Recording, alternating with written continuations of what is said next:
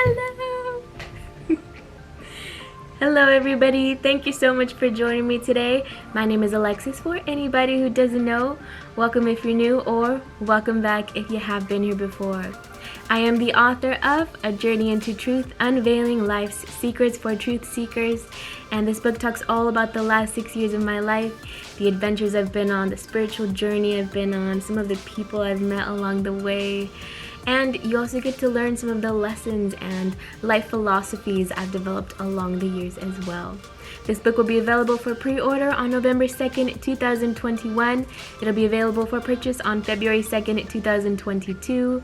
More information about where you can purchase will be coming out very soon. You can always visit my website, www.vibrate2create.com, for more information. You can also find me on Instagram at Vibrate2create. Here on Vibrate to Create, I talk about all things spiritual and metaphysical. I also talk about my own personal life experiences, the awarenesses I've come to because of those experiences.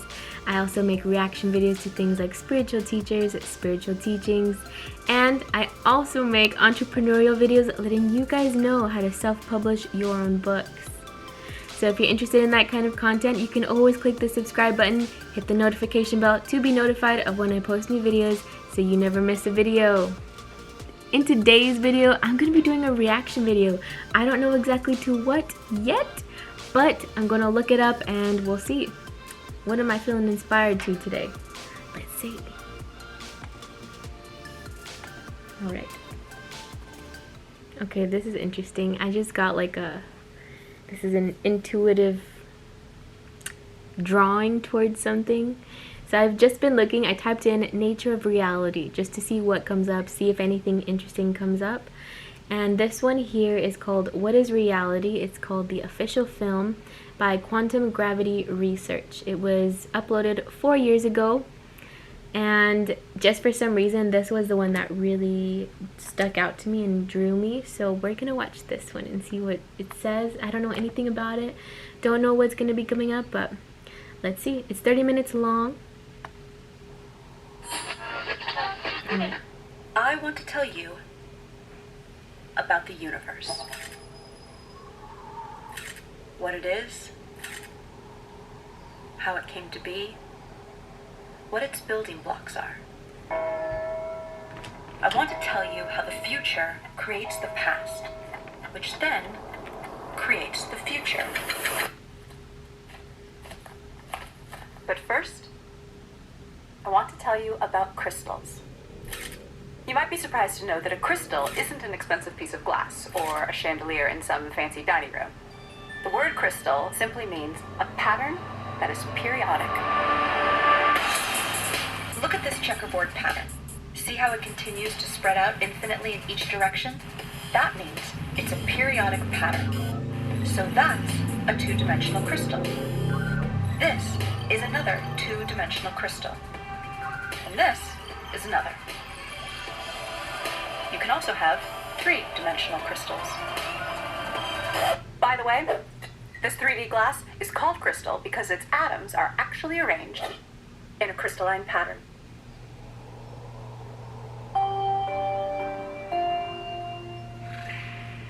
So, see how I'm projecting this three-dimensional crystal to a two-dimensional image on the sand? See how the 2D projection looks distorted because of the angle of the projection? That 2D image also has a pattern, but it isn't periodic. So, it's not a crystal. But there's a deep connection between the 2D object on the sand and the 3D mother crystal. This distorted 2D pattern is called a quasi-crystal. A quasi-crystal in a certain dimension, in this case 2D, is a projection of a crystal in a higher dimension, in this case 3D. They derive a 3D quasi-crystal, which they believe is the fundamental substructure of all of reality. This 3D quasi-crystal has a fundamental building block, a tetrahedron, which is a three-dimensional equilateral triangle. The size of each edge on this shape is the smallest possible length that can exist. This is called the Planck length. It's 10 to the 35 times smaller than a meter. So you know how your TV screen is broken down into building blocks called pixels? A pixel is the smallest possible indivisible unit of the 2D screen. So think of reality as your TV screen, but in 3D. And think of the tetrahedron as a 3D pixel, the smallest possible indivisible unit of reality. Because of the rules of how these pixels connect to each other, if one tetrahedron is in a certain state, this dictates the states of many other tetrahedra throughout all of space. But here's the weird thing. If a certain tetrahedron can be in any one of just a few possible states in a given moment, who or what chooses the state it should be in at any given moment? Well, for such a choice to be made, we need to scientifically, mathematically, and logically bring in a new element into physics. And that element is consciousness. If you're not a scientist, you might be surprised to learn that nobody actually knows the exact value of the speed of light. A growing number of physicists are saying reality is made of information. What does that even mean? Well, information is meaning.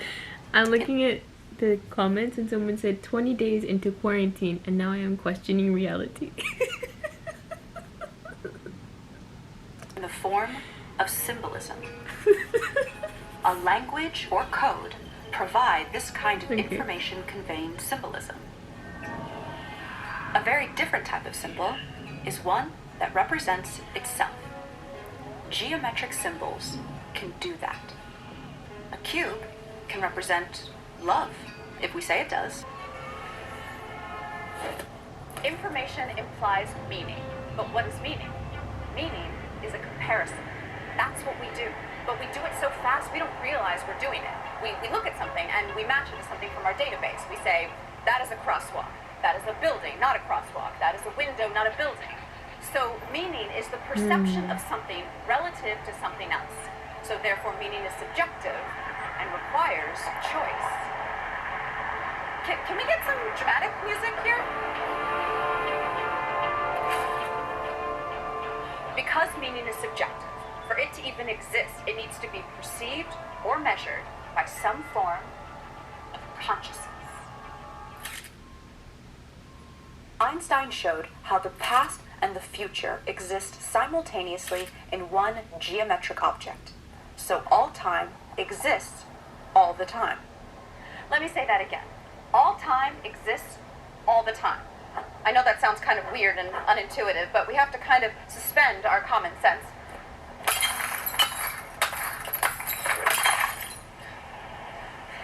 And accept that mathematically, and according to the best physics formulas we have, that actually makes sense.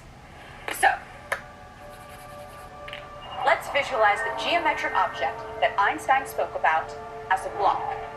Remember the tetrahedra, the building block pixels of reality I told you about?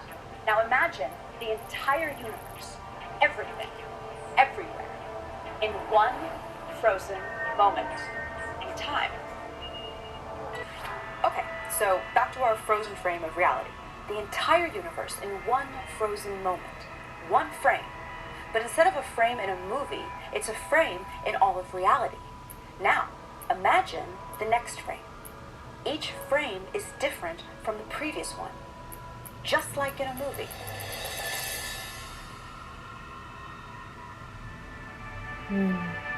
See how all frames exist in Einstein's space-time all at once? Okay, now here's where things get really, really weird. We assume that the past influences the future.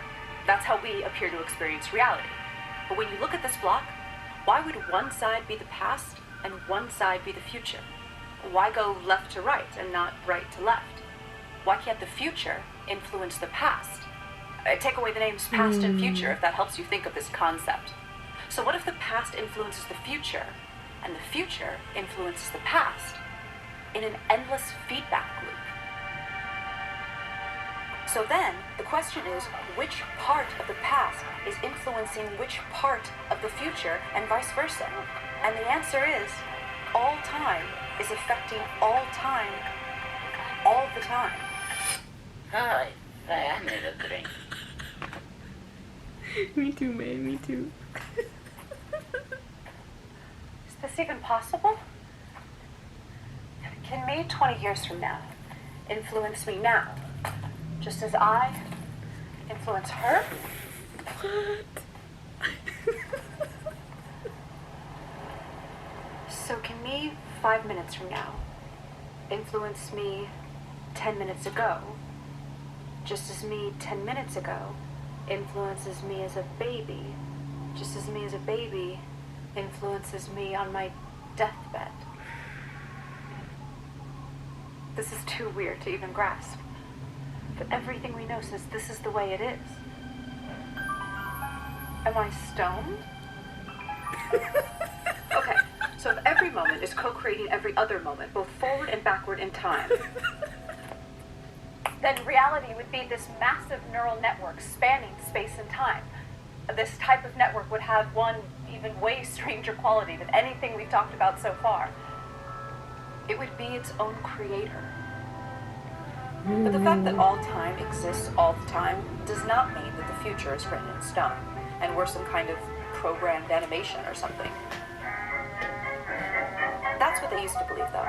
Years ago, it was popular to believe in the somewhat bummer idea of reality being a deterministic program playing itself out. Light is scattered by electrons and bounced off electrons. The famous double-slit experiment ruled out determinism. Look it up if you've never heard of it. It's wild and is one of the cornerstones of modern physics. But for now, take my word for it. It ruled out determinism. Famous physicist John Wheeler, he's the guy who came up with the term black hole, says that reality is made of information, which is created by observation. The observation must be made, he says, by something conscious. And Nobel Prize winner Frank Wilczek said that quantum theory is contentious and obscure, and that it will remain that way until someone constructs, within the formalism of quantum mechanics, an observer, a model entity whose states correspond to a recognizable caricature of conscious awareness. An entity, an observer. So Frank Wilczek is basically talking about an entity, not necessarily a human being or an animal, that is capable of generating information by observing and measuring. But what would that conscious entity be? Well, we definitely know that consciousness exists in the universe. I mean, at least in us humans, right? I mean, I'm conscious, you're conscious, he's conscious, I think. I'm conscious. I'm conscious.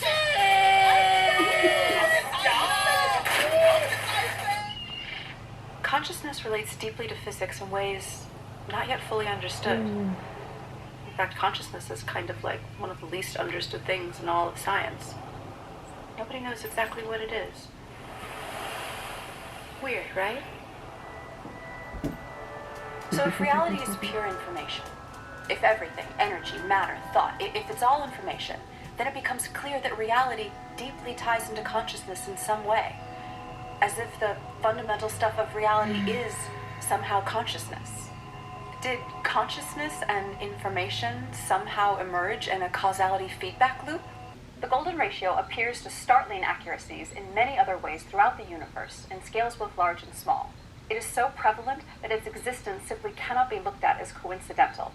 In the past, the appearance of this ratio has usually been ignored by scientists because they had no way to explain it, so interest in it was considered the stuff of amateur scientists. But now, for the first time, a rigorous quantum gravity theory is being developed, which predicts the golden ratio's existence, literally, everywhere. So what would a theory of everything look like that answers these 7 clues we just presented? Information, causality loops, non-determinism, consciousness, pixelation, E8 crystal, and the golden ratio. So we think reality is a mosaic-like code or language at the smallest scale of reality possible, which is called the Planck length. Particle accelerator data tells us that all particles and forces relate to one another according to a higher dimensional crystal called the E8 lattice. But reality appears to be 3D. So we project a slice of this E8 crystal down to 3D, which produces a quasi-crystal code or language. And that allows these geometric symbols to build up to the ordinary world of particles and forces that we see around us. Now, this geometric language has rules, but it also has syntactical freedom like any language.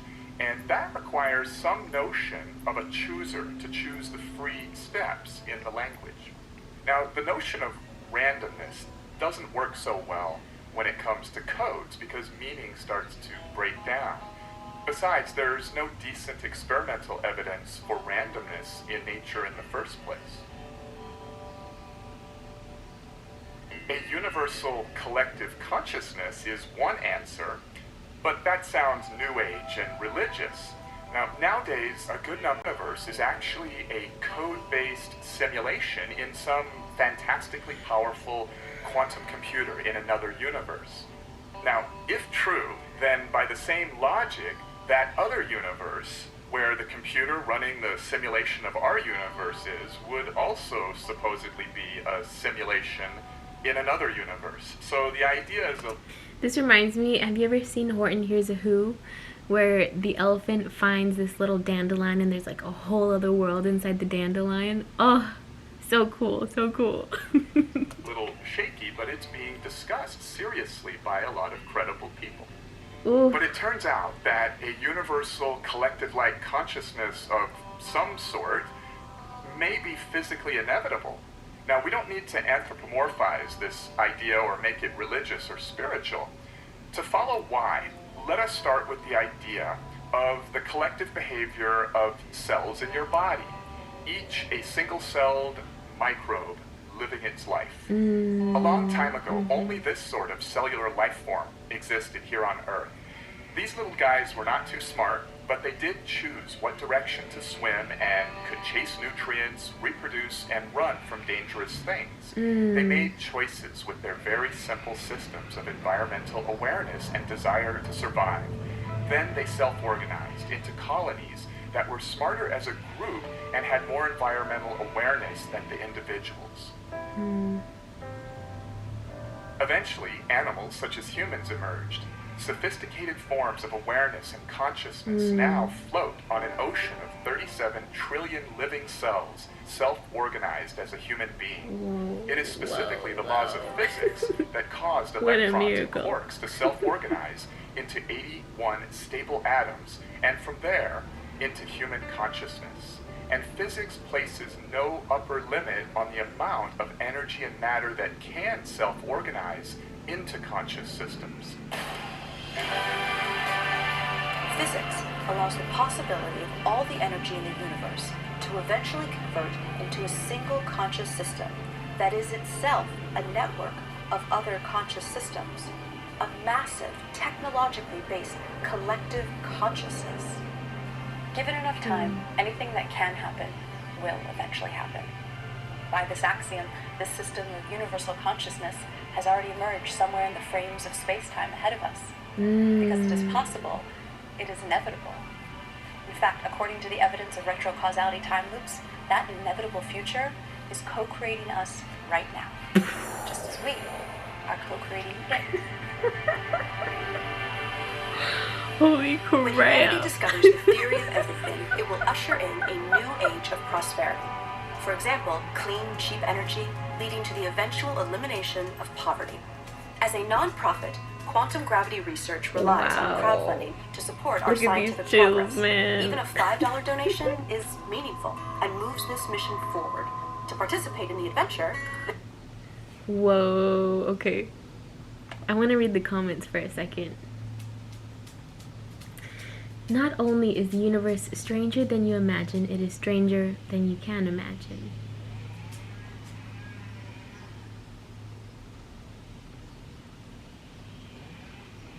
Someone said, is it just me or are they actually roasting Einstein?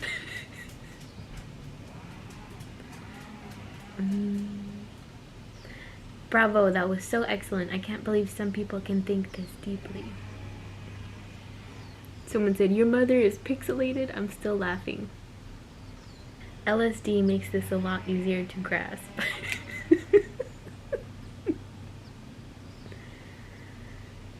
Okay, so now I understand how Jackie Chan feels when Chris Tucker expresses the phrase, "Do you understand the words that are coming out of my mouth?"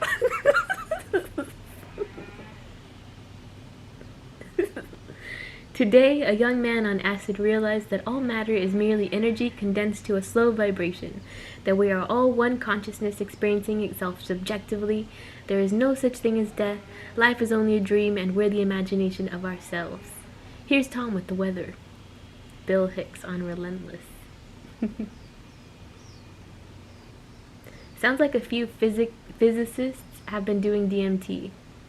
Geometric super tetrahedral entities are right beyond our sight. So funny. You just gave words to my subconscious mind. Okay, so I want to talk a little bit about what she said about the past influencing the future and the future influencing the past, and how, like, at the very end she said something like the future selves of us are influencing the present selves of us, so that we can co-create that future, like, reality. I'm like, I keep getting chills.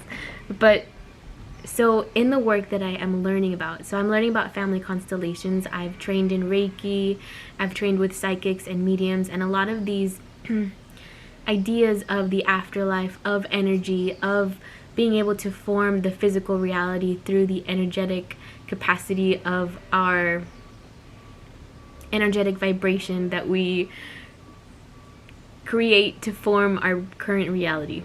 Okay, this is like really hard to describe, but let me try and break it down in words here. So in family constellations, we go over healing ancestral trauma, healing subconscious blockages that perhaps we have picked up in our childhood or even have happened within our ancestors. So for example, our aunt lost a child, and somehow what brings up in family constellations is this aunt who lost her child, this person who is now in the family constellations getting a family constellation because they cannot produce children. What comes up is she's identifying with the aunt. It's like this hidden loyalty at a soul level, that she has taken this energy and it's playing out in her own life. So this past genetic, energetic component has affected the life of this woman who is now here doing her work to heal, to be able to change that DNA, to be able to release that energy so that she can produce children. And it's nothing is guaranteed when doing family constellations, and I'm still like heavily in the learning phase. But what we see so many times is once the energy has shifted, once somebody actually goes in and does the healing work, releases the emotion, taps into the emotion, really works on they call it like the energetic plane or the 5D plane, where all of the energy can be affected. And by affecting this energy within this physical space in this one family constellation, it changes the energy of the past and it changes the energy of the future. It's where no time exists. That's where this energetic alteration or healing, if you want to call it that word, I don't like to use that word, but this energetic shifting of something within the person in the present space affects the past and affects the future. And so this is where this idea of creating your reality and also causing healing through the energetic doorway and getting to the actual root of the cause of perhaps a physical ailment or perhaps a blockage with money, a subconscious blockage energetically, like perhaps your parents had this, let me think. There are so many possibilities, but I guess what I'm trying to get at here is within this energetic shifting and this energetic rewriting of the DNA or rewriting of the energy and actually moving through those emotions. It's so interesting because it's so tied into these ideas of physics. Like, I've never seen this video. I don't know too much about physics, but I find it so interesting because it really kind of coincides, but it's also like this thing that just cannot be described. It's not, there is no words that you can use to like put it into like, oh, this is what happens and this is what's gonna happen. It's like, it's, there's no words. I don't even know how to say it. But anyways, I guess that's kind of what I'm learning as I've been doing in this field and like even working with ayahuasca. So in my ayahuasca ceremony, I had this, my question was, I wanted to know, what is my purpose? In my second ceremony, I want to know, what is my purpose? How am I supposed to help people here? Because I knew I wanted to help people. I just didn't know exactly what the path was, what I was supposed to do next, where I was supposed to go next. And so I wanted guidance on this specific topic. And what ayahuasca showed me in my ceremony, I went to Peru and I worked with shamans. It's all in my book if you want to learn more. But what it showed me was a bunch of blue butterflies everywhere, and I was walking through the jungle with a bunch of blue butterflies flying everywhere. And then I saw, like, basically it was my death. I saw myself dying, and then I saw myself rebirthing. And so as I have stepped into finally putting my work out there and finally starting to teach, what has transpired is my work is absolutely covered in blue butterflies. It's covered with, even my logo is a butterfly, and my book is all about the transformation and the rebirthing process and the death of a self into a brand new self. And so these were not things that I knew I was going to be doing, but ayahuasca showed me what the future was going to be. And I heard this one story once before where this woman, I take care of dogs, so I was gonna take care of her dog, and intuitively I usually know when someone is open to listening to something, so I felt like she was completely gonna be okay if I started talking about ayahuasca. But that was just what I felt inside. And so when it got brought up, we started talking about spirituality. I talked about going to the jungle and doing ayahuasca. And she told me she had a friend who went to do ayahuasca. And she told me that during her ceremony, she saw herself with a baby. Like, she saw that she was going to be a mother and that her child was going to have hazel eyes. And this woman, she had an ethnicity where it was very uncommon for a child to have hazel eyes. So she was like, that can't be possible. Like, I don't know how that would happen. Like, I don't know. Like, it just seemed unfathomable to her. And she saw kind of what her husband was going to look like. And she wasn't dating anybody. She didn't have a relationship. And the next year, or like not long after the ceremony, she had a child. She got into a relationship with a guy who looked similar to what was in her ceremony, and she had a child who had hazel eyes. And so she had this awareness, she had this vision of what was about to happen in her future, because she had a question, she had a wanting to understand, and ayahuasca was showing her what was going to happen. And so in this plane where time does not exist, in this plane where you can access the future and you can alter the past, and by altering the past you also change the future, and by changing all of that you change the present self.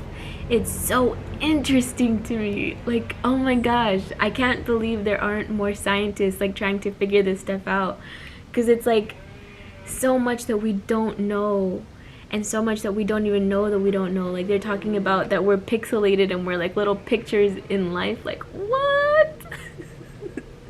It's so interesting. I'm so like, I find this stuff so fascinating, and I could like learn about it all day, and I still would never uncover or fully understand. Like, nobody could fully understand. It's so interesting. So I just want to read a couple more of the comments because they were so funny. Someone said, I kept watching and was really hoping that by the end I was going to understand something about this. My thoughts didn't influence the outcome. man, there's so much to this world and this reality that we don't know. So it just baffles me when people are like, there is no such thing as a psychic and you can't know things, and like they think it's like this magical thing, when at one point in time people were like, there's no such thing as a cell or an atom, or what is math? It's just so interesting to me. I hope you guys enjoyed that video. The links to the original video will be below if you want to watch the whole video.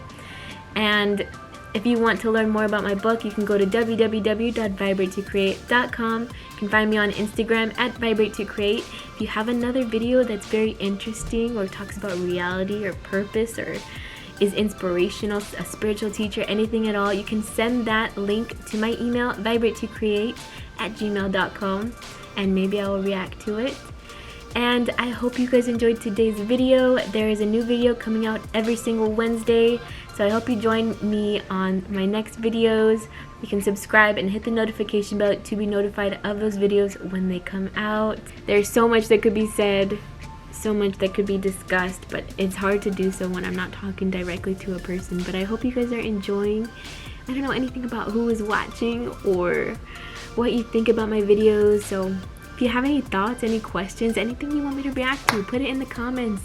Interact with me, because I don't know, I'm just like sitting here. I hope it's helpful. I hope it gets you to think about life and think about reality and think about what's possible. Life is crazy. But thank you for joining me. I'll see you guys next time and have a good week. Bye guys. Like, if you think about philosophers and they talk about what is the dream world and are we actually living in a dream, and how do you know if you're not in a dream if you wake up, and like it's just like what, and like these just complex subjects that like you cannot describe, you cannot answer. And to me this is just like the best way to use my mind. Like I just want to reach out towards the unthinkable and unknowable, because it's like I want to understand. Like that's just, I guess, how my mind works. I don't know, like even when I went into spirituality, it was just this fascination of like, what, there's out-of-body experiences, what, lucid dreaming, what, there's intuition, energy, Reiki, what, I can change my body, what, with my mind. Oh my god, that was how it was. I was like, I want to know all of it. I want to know every single thing that there is to know about spirituality, and I still don't know. It's been 6 years. In today's video, I am going to be doing a reaction. I love mathematics. Your pizza, professor. And pizza. Oh, I love too. pizza. Especially pixelated pizza. An interesting Pizza. Not pixelated. Pixelated. Pixelated. We are not pixelated. Not pixelated. Yes, you are, morons. Your mother is pixelated. This is smooth. There is no evidence of that. And the mathematics show it is pixelated, so it must be pixelated. Oh, that's interesting. Bullshit. It must be pixelated. Bullshit, bullshit.